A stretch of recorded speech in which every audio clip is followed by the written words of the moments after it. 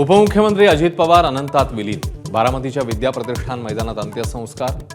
कुटुंबीय, आमदार, मंत्री, कार्यकर्त्यांचा अश्रूंचा पूर। महाराष्ट्र सुन्न।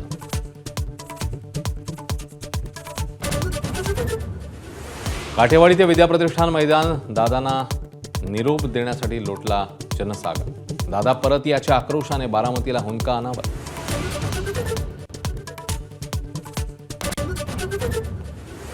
अजित पवारांना अखेरचा निरोप देण्यासाठी दिग्गजांची उपस्थिती। अमित शहा, नितीन गडकरी, मुख्यमंत्री, उपमुख्यमंत्र्यांसह देशभरातल्या वरिष्ठ नेत्यांची श्रद्धांजली।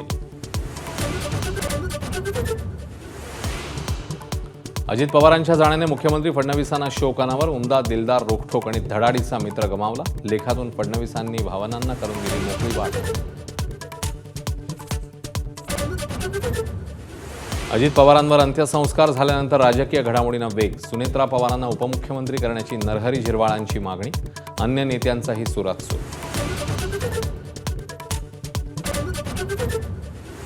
यूजीसीच्या नव्या नियमावलीला कोर्टाची स्थगिती। 2012 मधलेच नियम लागू राहणार। केंद्र आणि यूजीसीला नोटीस। लोकसभेत आर्थिक सर्वेक्षण अहवाल सादर। विकास दर 6.8 ते 7.2% राहण्याचा अंदाज। सामान्यांच्या नजरा बजेटकडे। प्लास्टिक, नॉनस्टिक भांड्याच्या वापरामुळे कॅन्सरचं प्रमाण वाढलंय। अभ्यास अहवालाचा संदर्भ देत भाजप खासदार अजित गोपछडेंकडून चिंता व्यक्त।